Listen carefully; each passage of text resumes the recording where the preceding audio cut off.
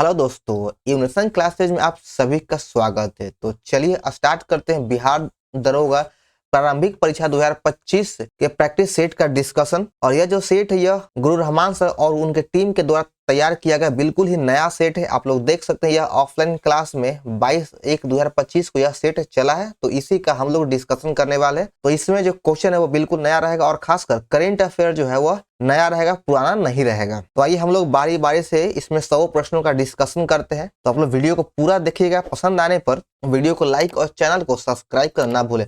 और इसका पीडीएफ आपको हमारे टेलीग्राम चैनल पर मिल जाएगा, जिसका लिंक डिस्क्रिप्शन बॉक्स में दिया गया है। तो देखिए, देखते हैं पहला प्रश्न। Even robotics for good youth challenge in India 2024 का अवार्ड प्रख्यात प्रतीक को दिया गया है।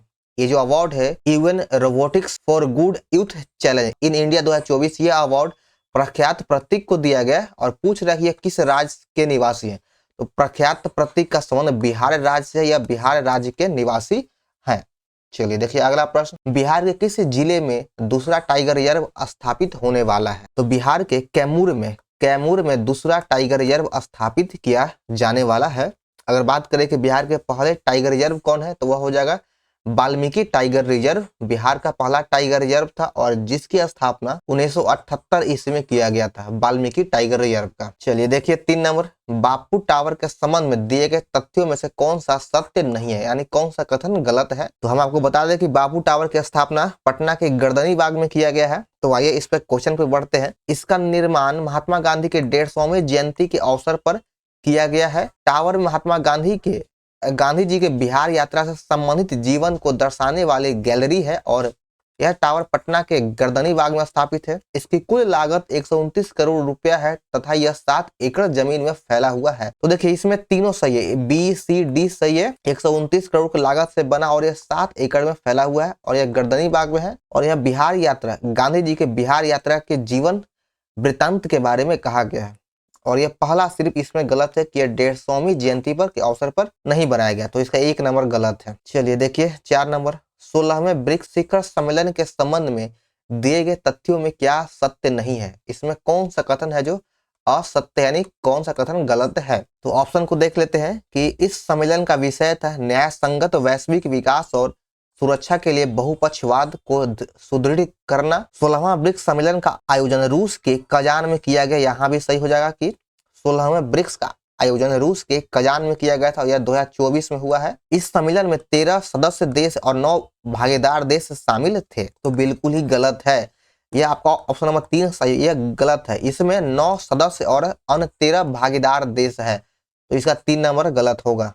चलिए देखते हैं 5 नंबर। संयुक्त राष्ट्र पर्यावरण कार्यक्रम की उत्सर्जन अंतराल रिपोर्ट का शीर्षक क्या है? तो इसका शीर्षक है no more hot air please. No more hot air please संयुक्त राष्ट्र पर्यावरण कार्यक्रम की उत्सर्जन अंतराल रिपोर्ट का प्रमुख शीर्षक है। चलिए बढ़ते हैं अपने अगले प्रश्न के फ्रेंड्स। तो 6 नंबर में कहा गया कि जलवायु और स्वास्थ्य अफ्रीकी सम्मेलन 2024 का आयोजन स्थल कौन सा है? तो इसका आयोजन हरारे में किया गया है। 6 का 1 नंबर हो जाएगा हरारे। वैश्विक नवाचार सूचकांक 2024 में 133वां देश में भारत का स्थान कौन सा है? तो वैश्विक नवाचार सूचकांक 2024 में भारत का स्थान 39वां है। 39वां भारत का स्थान है 133 देशों में। हाल ही में 2024 का सशस्त्र रामानुजन पुरस्कार 2024 प्रदान किया गया है, तो इसे संबंधित कथन दिया गया, ये देख लेते हैं। तो Georgia institute of technology America के अलेक्जेंडर को दिया गया। ये जो पुरस्कार था रामानुजन पुरस्कार 2024, यह Georgia institute of technology America के अलेक्जेंडर को दिया गया। 8 का 1 नंबर हो जाएगा। 15 से 16 अक्टूबर 2024 को आयोजित संघाई सहयोग संगठन की बैठक कहां संपन्न हुआ? 2024 में संघाई सहयोग संगठन का बैठक का आयोजन यह इस्लामाबाद, पाकिस्तान के इस्लामाबाद में संपन्न हुआ है। वित्त मंत्री निर्मला सीतारमण ने हाल ही में किन देशों में आधिकारिक यात्रा संपन्न किया है? तो निर्मला सीतारमण का संबंध वित्त मंत्री है, यह वित्त मंत्री है और यह इनके द्वारा आधिकारिक तौर पर मैक्सिको और अमेरिका दोनों देशों में यात्रा संपन्न की है। निम्न में से कौन सा देश एशियाई विकास बैंक एडीबी के 69वें सदस्य और 20वें गैर क्षेत्रीय सदस्य के रूप में आधिकारिक रूप से सदस्यता ग्रहण किया है? तो इसके 69वें मेंबर के रूप में इजराइल ने अपनी सदस्यता या आधिकारिक रूप से सदस्यता ग्रहण किया है और 20वें गैर क्षेत्रीय मेंबर के रूप में। अगर बात करें कि एशियाई विकास बैंक का मुख्यालय कहाँ, तो इसका मुख्यालय एडीबी का मुख्यालय मनीला हो जाएगा, जो फिलीपींस राज्य में है, सॉरी फिलीपींस देश में है। चलिए 12 नंबर में कहा गया है कि राष्ट्रपति द्रौपदी मुर्मू ने 13 से 29 अक्टूबर तक कौन 3 देशों की यात्रा पर थी। तो यह जो 3 दिवसीय 3 देशों की यात्रा पर थी, वह 3 देश है अल्जीरिया, मार्टिनिया और मलावी। इन तीनों की यात्रा 13 से 19 अक्टूबर के बीच में किया गया है। हाल ही में रवांडा में मारबर्ग वायरस के प्रकोप से काफी लोगों की मृत्यु हो गई है। इस वायरस से काफी लोगों की रवांडा में मृत्यु हुई है। तो आप बताइए कि मारबर्ग वायरस किस प्रकार के गंभीर बीमारी का कारण बनता है। इस वायरस की वजह से रक्त स्रावी बुखार हो जाता है, रक्त स्रावी बुखार होता है। 13 का 3 हो जाएगा। चलिए आगे देखिए 14 नंबर, राजकोषीय उत्तरदायित्व और बजट प्रबंधन अधिनियम की समीक्षा के लिए कौन सी राष्ट्रीय समिति गठित की गई है। इसके लिए जो समिति गठित किया गया वह है एनके सिंह समिति को गठित किया गया है। नाटो के वर्तमान महासचिव मार्क रूट किस देश के पूर्व प्रधानमंत्री है। तो यहाँ से 2 क्वेश्चन बन गया। पहला तो यह है कि नाटो के वर्तमान में महासचिव कौन है, तो मार्क रूट है। और यह किस देश के पूर्व प्रधानमंत्री है, तो यह नीदरलैंड के पूर्व प्रधानमंत्री है मार्क रूट। करकट जलप्रपात बिहार के किस जिले में है। करकट जलप्रपात बिहार के कैमूर जिले में है। 2 नंबर हो जाएगा। अगर नवादा की बात आया तो यहाँ पे ककोलत हो जाएगा। यहाँ पे ककोलत जलप्रपात नवादा डिस्ट्रिक्ट में है। भारत में 1922 में इलाहाबाद में सिविल सेवा परीक्षा किसे गवर्नर जनरल के समय में प्रारंभ किया गया था। तो उस समय लॉर्ड रेडिंग था। लॉर्ड रेडिंग के कार्यकाल में, इसका कार्यकाल 1921 से 26 तक था। इसे कार्यकाल में भारत के इलाहाबाद में सिविल सेवा प्रतियोगी परीक्षा का किया जाना आरंभ कर दिया गया था। निम्नलिखित में से कौन सा कथन असत्य है। असत्य कथन का चुनाव करना है। 18 का देख लीजिए, अनुच्छेद 243 के ए में ग्राम सभा के बारे में उल्लेख किया गया, बिल्कुल सही है। ग्राम सभा का उल्लेख अनुच्छेद 243 के 1 में है। 243 के बी में पंचायतों के संविधान का उल्लेख किया गया। पंचायत के संविधान का उल्लेख 243 के बी में है। 243 के एच में पंचायतों के द्वारा कर लगाने तथा उन्हें निधि देने की शक्ति का उल्लेख किया गया है। 243 के एफ या फिर 243 के च है, दोनों बात एक ही है। इसमें शक्ति प्राधिकरण और पंचायतों की जिम्मेदारी का उल्लेख बिल्कुल गलत है। 243 के एफ में या च में पंचायत के सदस्यों के लिए निर्हरताओं के बारे में उल्लेख किया गया है। तो 18 का 4 नंबर गलत है। चलिए देखिएगा 19 नंबर, इसमें कहा गया कि लोकसभा और राज्य विधानसभा में एंग्लो इंडियन समुदाय के लिए आरक्षित सीटों को किस संविधान संशोधन के द्वारा हटाया गया है।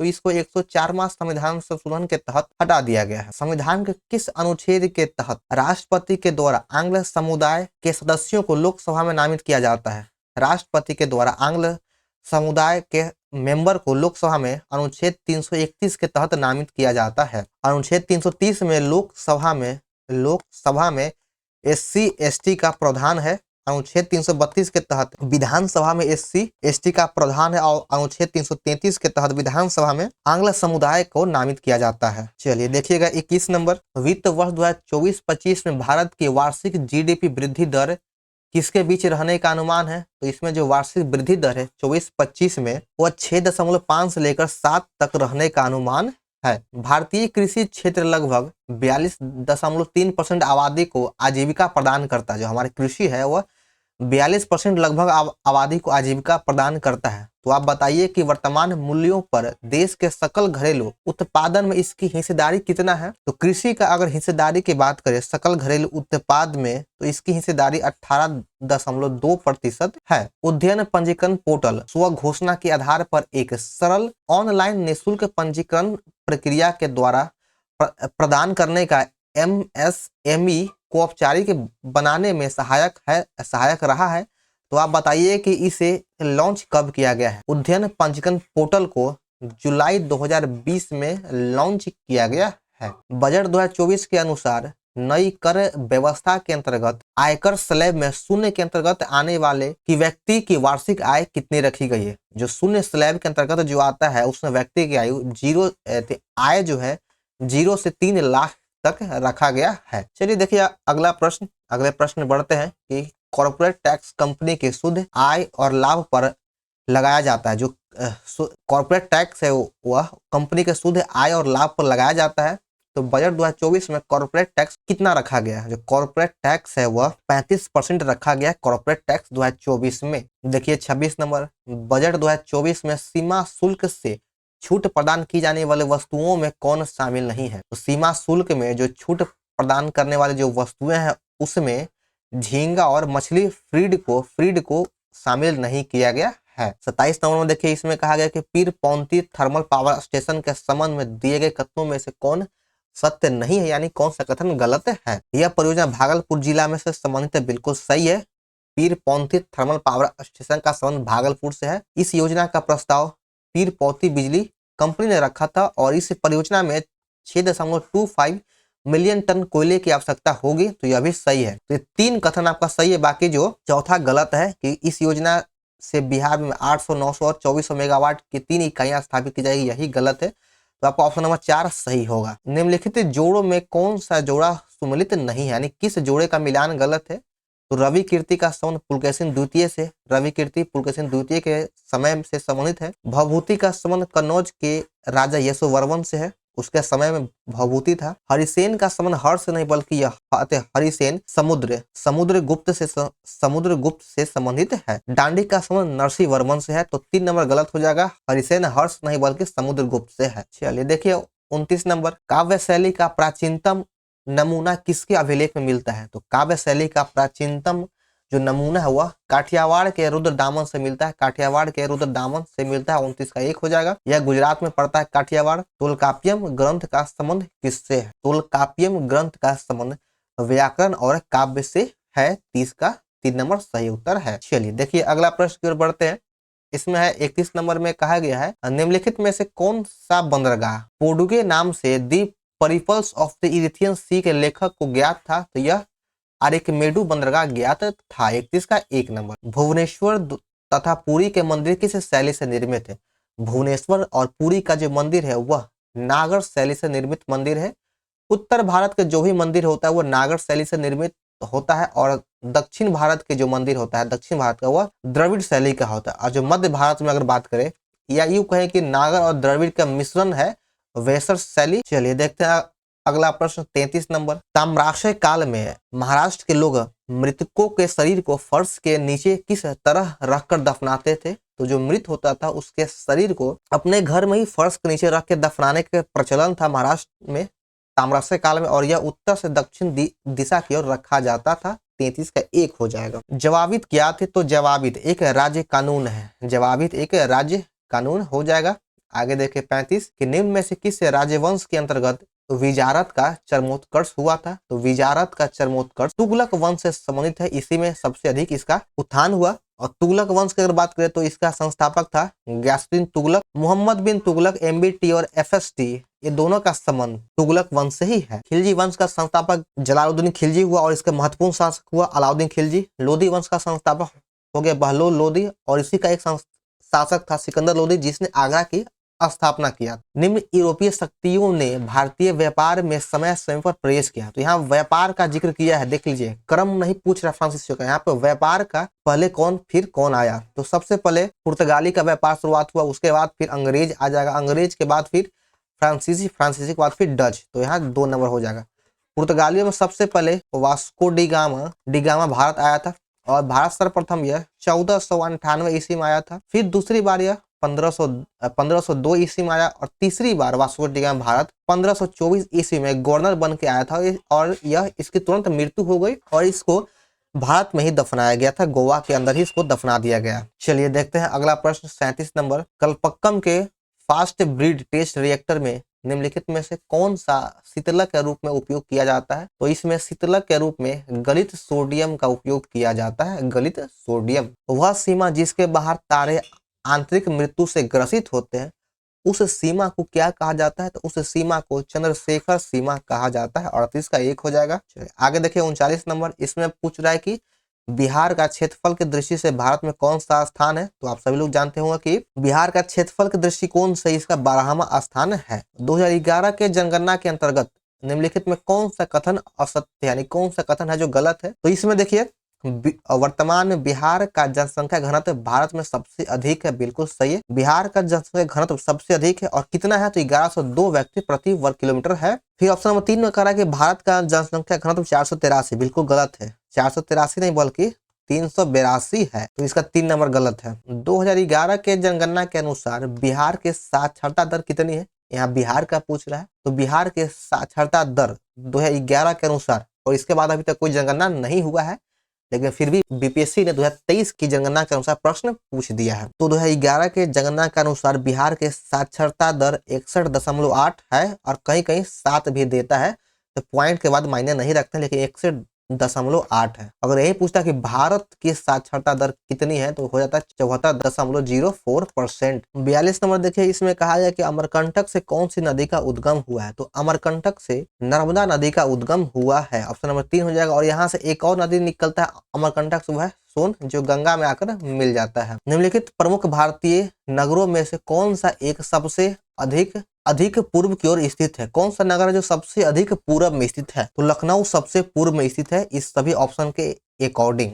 चलिए आगे देखिए 44 नंबर, 4 दक्षिण राज्य आंध्र प्रदेश, कर्नाटक, केरल, तमिलनाडु में से कौन सबसे अधिक भारतीय राज्यों के सीमावर्ती है? सीमावर्ती है सबसे अधिक कौन है? तो 44 का देख लीजिए, 44 का हो जाएगा ऑप्शन नंबर 3, आंध्र प्रदेश और कर्नाटक में से प्रत्येक। गुरु शिखर पर्वत चोटी कौन से राज्य में स्थित है? गुरु शिखर पर्वत चोटी अरावली पर्वत की सबसे ऊंची चोटी है गुरु शिखर, और यह राजस्थान में स्थित है। 45 का 1 हो जाएगा, माउंट आबू पर है गुरु शिखर। आगे देखिए 46 नंबर, सेवराय की पहाड़ियां कहाँ स्थित है? सेवराय की पहाड़ियां किस राज्य में है? तो यह तमिलनाडु राज्य में है। चलिए देखिए 47 नंबर, एक तरफ रेलवे जोन दिया गया और दूसरी तरफ उसका मुख्यालय दिया गया, तो इसको मिलान करना है। तो 47 में देख लीजिए, इसने बोला कि कौन सा सुमेलित यानी गलत कौन है? तो उत्तर पूर्व रेलवे का मुख्यालय हो जाएगा गोरखपुर, उत्तर पूर्वी रेलवे का मुख्यालय गोरखपुर हो गया, पूर्वी रेलवे का मुख्यालय हो गया कोलकाता, और दक्षिण पूर्व मध्य रेलवे का मुख्यालय बिलासपुर है, और दक्षिण पूर्वी रेलवे का मुख्यालय पूछा तो यह भुवनेश्वर नहीं बल्कि इसका मुख्यालय कोलकाता है। इसका भी मुख्यालय कोलकाता ही है।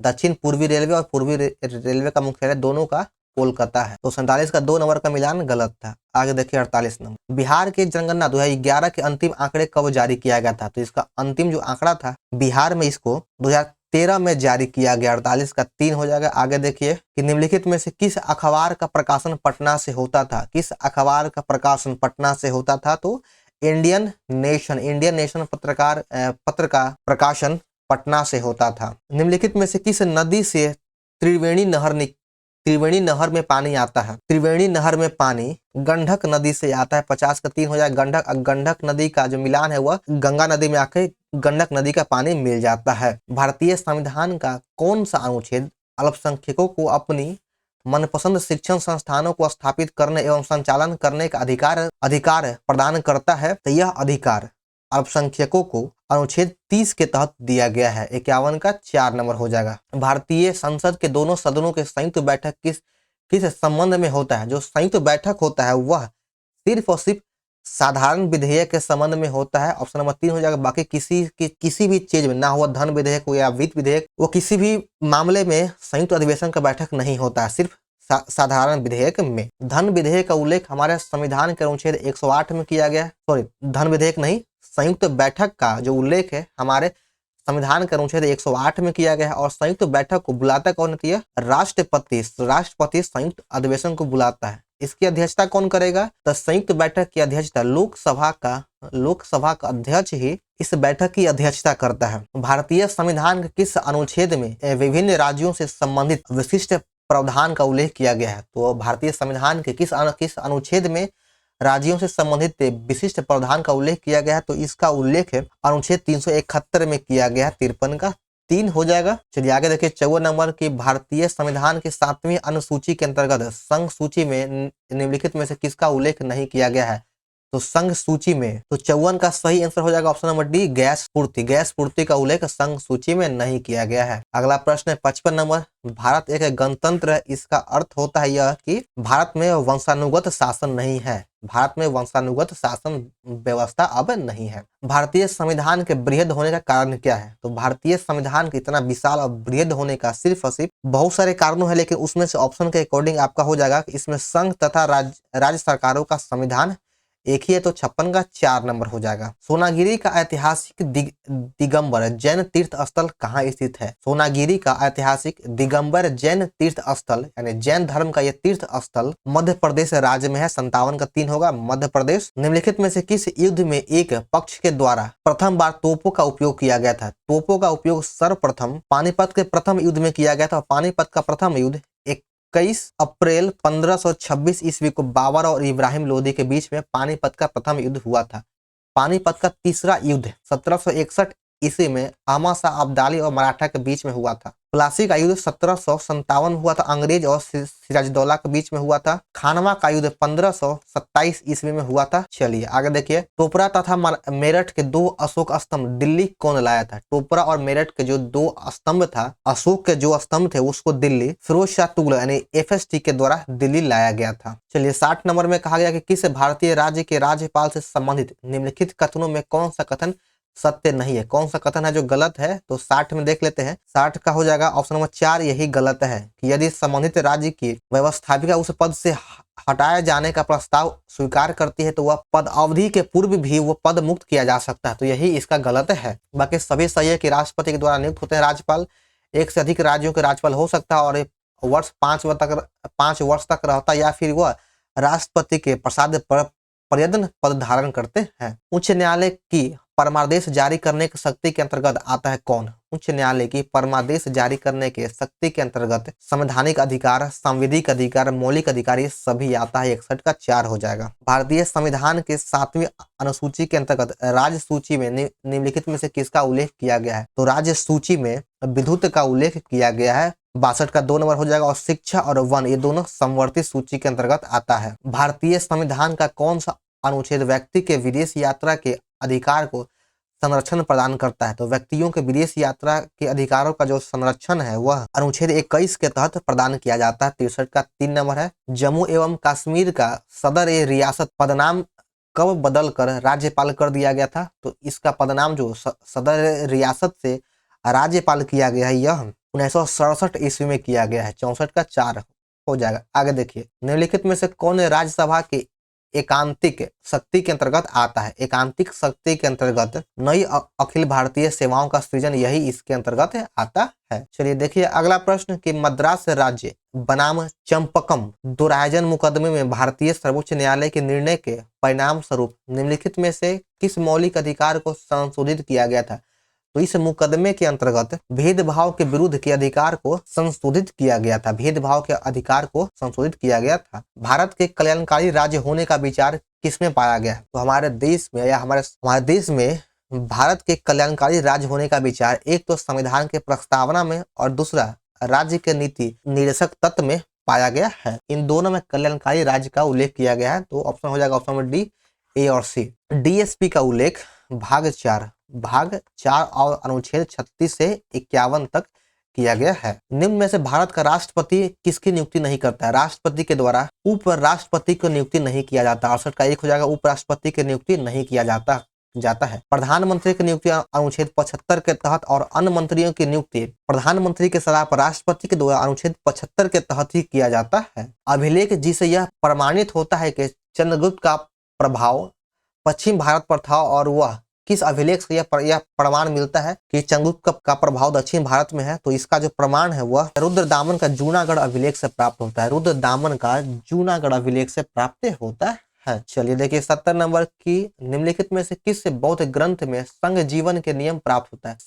संघ जीवन के नियम जो प्राप्त होता है वह विनय पिटक से प्राप्त होता है। विनय पिटक से संघ के नियमों का प्राप्त होता है। निम्नलिखित जोड़ों में किसका सुमेलित सही है? चलिए तो यहाँ पे देखते हैं कि एलोरा की गुफाओं का निर्माण शक नहीं बल्कि एलोरा की गुफाओं का निर्माण राष्ट्रकूट वंश के शासकों के द्वारा किया गया है। मीनाक्षी मंदिर का निर्माण पांड्य वंश के शासकों के द्वारा किया गया है। खजुराहो मंदिर का निर्माण चंदेल शासकों के द्वारा किया गया, बिल्कुल सही है यह। और महाबलीपुरम के मंदिर का निर्माण पल्लव वंश के शासकों के द्वारा किया गया है। तो इसमें 3 नंबर का सही था, बाकी सभी गलत था। रासायनिक रूप में सफेद स्पिरिट किसको कहते हैं? तो सफेद स्पिरिट पेट्रोलियम हाइड्रोकार्बन का मिश्रण होता है, इसी को सफेद स्पिरिट कहते हैं। बॉयल नियत निम्नलिखित स्थिति में लागू होता है। जो बॉयल का नियम होता है वह नियत ताप पर लागू होता है। 73 का 2 हो जाएगा नियत ताप। निम्नलिखित में से कौन सा लवण पानी में घुलनशील नहीं है? तो पानी में कौन सा घुलनशील नहीं है? तो BaCO, बेरियम कार्बोनेट, या पानी में घुलनशील नहीं है। तत्वों की आवर्त सारणी में किसी आवर्त में बाएं से दाएं जाने वाले परमाणु की त्रिज्या क्या होता है? जब बाएं से दाएं जाएंगे तो परमाणु की त्रिज्या में कमी होती है या फिर ह्रास होती है। ग्लूकोज के किण्वन का अंतिम उत्पाद क्या बनता है? तो जब ग्लूकोज का किण्वन होता है तो उसमें अंतिम उत्पाद कार्बन डाइऑक्साइड प्लस C2H5OH बनता है। सामान्य वायु के नमूने में उपस्थित नहीं होने वाली गैस कौन सी है? तो सामान्य वायु के नमूने में क्लोरीन गैस नहीं पाया जाता। 77 का 2 हो जाएगा क्लोरीन गैस नहीं पाया जाता है। आगे देखिए कि वह जल जो साबुन के साथ झाग रगड़ने पर शीघ्रता से एवं अधिक झाग देता है उसको कौन सा जल कहते हैं? तो उसे मृदु जल कहा जाता है या सरल जल कहा जाता है। और जो झाग आसानी से न दे उसे कठोर जल कहते हैं। एक कण का द्रव्यमान m और संवेग p है तो उसकी गतिज ऊर्जा क्या होगा? तो गतिज ऊर्जा बराबर संवेग के दृष्टिकोण से p²/2m होता है। आगे देखिए 80 नंबर, उष्मा संचरण की वह विधि जिसमें माध्यम के कण गति नहीं करते वह कौन सी होती है? कौन सा वह उष्मा संचरण का विधि जिसमें माध्यम का कण गति नहीं करेगा? तो वह हो जाएगा विकिरण। इसमें माध्यम का कण गति नहीं करता है। इको साउंडिंग का उपयोग होता है किसमें? इको साउंडिंग का उपयोग समुद्र की गहराई मापने में किया जाता है। 81 का 3 हो जाएगा। चलिए आगे देखिए 82 नंबर, घड़ी साज घड़ी के बारीक पुर्जे को देखने के लिए किसका उपयोग करता है? तो यह आवर्धक लेंस का उपयोग करता है। घड़ी साज घड़ी के बारीक पुर्जों को देखने के लिए आवर्धक लेंस का उपयोग करता है। यदि किसी तार की त्रिज्या आधी कर दी जाए तो उसका प्रतिरोध क्या होगा? अगर त्रिज्या आधी कर दिया जाता है तो उसका प्रतिरोध 16 गुना हो जाता है। 16 गुना हो जाता है। निम्नलिखित में से कौन अणुचुंबकीय पदार्थ है? तो 84 में ऑक्सीजन एक अणुचुंबकीय पदार्थ है। 3 नंबर इसका सही उत्तर है। किस तत्व का सर्वाधिक समस्थानिक होता है? तो सबसे अधिक समस्थानिक यहाँ पूछ रहा है तो यह पोलिनियम का होता है सबसे अधिक समस्थानिक। आगे देखिए 86 नंबर, एक्सोबायोलॉजी में निम्नलिखित में से किसका अध्ययन किया जाता है? एक्सोबायोलॉजी के अंतर्गत बाह्य ग्रहों तथा अंतरिक्ष में जीवन का अध्ययन किया जाता है। 87 नंबर में कहा गया कि विषाणु निर्जीव माने जाते हैं। क्यों? क्योंकि ये क्रिस्टलाइज हो सकते हैं। ये क्रिस्टलाइज हो सकते हैं इसीलिए इसे निर्जीव भी माना जाता है और विषाणु को सजीव भी माना जाता है। दोनों होता है। तो 87 का 2 नंबर सही। आगे देखिए 88 नंबर, निम्नलिखित में से कौन सा एक कीटाहारी पादप है? तो इसमें घटपर्णी एक कीटाहारी पादप है। घटपर्णी कीटाहारी पादप है। चलिए आगे देखिएगा 89 नंबर की रंध्रों की संख्या न्यूनतम होती है वह तथा ये धंसे होते हैं। रंध्रों की संख्या न्यूनीकृत होती है और तथा ये धंसे होते हैं किसमें? तो यह जो है मरुद्भिदों में जो मरुस्थल में जो पौधा होता है उसमें रंध्रों की संख्या सबसे कम और धंसा हुआ होता है। तो 89 का 4 हो जाएगा। लाइसोसोम में पाया जाने वाला वह एंजाइम जिसमें जीव द्रव्य को घुला देना या नष्ट कर देने की क्षमता होता है उसे क्या कहते हैं? तो उसे हाइड्रोलाइटिक एंजाइम कहा जाता है। Hydrolytic enzyme. जीवन प्रत्याशा सूचकांक की गणना हेतु अधिकतम आयु और न्यूनतम आयु कितनी वर्ष है? तो जीवन प्रत्याशा के लिए सबसे अधिकतम आयु हो जाएगा 85 और न्यूनतम हो जाएगा 20 साल। 91 का 2 नंबर सही है। 85 और 20। राष्ट्रीय सांख्यिकी दिवस कब मनाया जाता है? राष्ट्रीय सांख्यिकी दिवस 29 जून को मनाया जाता है। राष्ट्रीय सांख्यिकी दिवस 29 जून को मनाया जाता है। अगला प्रश्न 93 नंबर, राजकोषीय नीति का आरंभ किस वर्ष माना जाता है? तो